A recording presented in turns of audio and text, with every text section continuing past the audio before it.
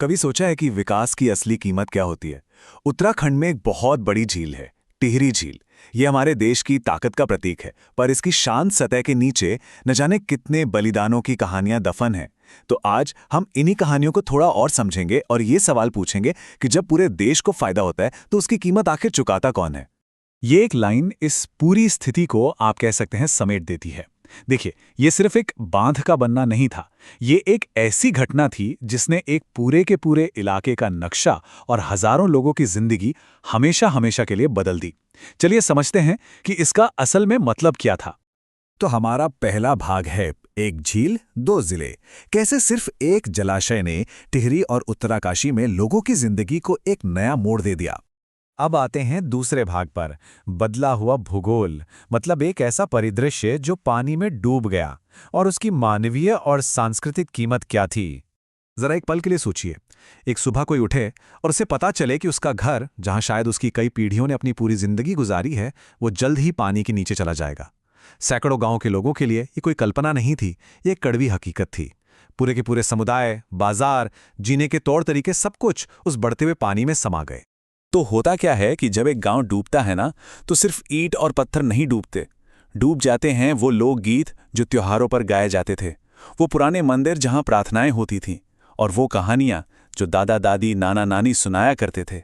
मतलब सदियों में बनी एक पूरी सांस्कृतिक पहचान अब हमेशा के लिए उस झील में समा चुकी है। और यहीं से उठता है हमारा तीसरा और सबसे बड़ा सवाल। देश को तो बिजली मिली, शक्ति मिली, लेकिन स्थानीय लोगों को क्या मिला?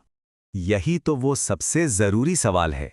जो लोग वहां से चले गए और जो लोग उस बदले हुए भूगोल के किनारे रहने के लिए पीछे छूट गए, उनके मन में एक ही सवाल है: क्या उनके बलिदान को पहचाना गया? और उससे भी ज्यादा जरूरी, क्या उसका कोई मुआवजा मिला? ये सवाल ना दशकों से हवा में तैर रहा है, लेकिन अब लगता है कि इसका एक ठोस जवाब देने का प्रस्ताव सामने आया है। चौथा भाग, मुफ्त बिजली का प्रस्ताव। और ये साफ किया गया है कि ये कोई दान नहीं है, ये मुआवजे का मामला है।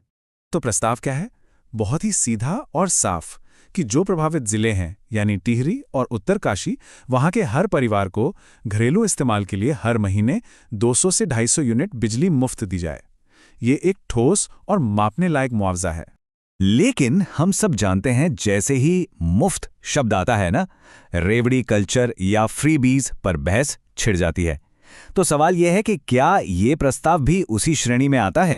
इस बहस का जवाब एक बहुत ही सरल और कह सकते हैं दिल को छूने वाली मिसाल से दिया गया है। सोचिए, एक हलवाई मिठाई की एक बड़ी सी थाल सजाता है, और अगर कोई आते जाते एक टुकड़ा चख ले तो क्या वो उसकी कीमत मांगता है? नहीं ना।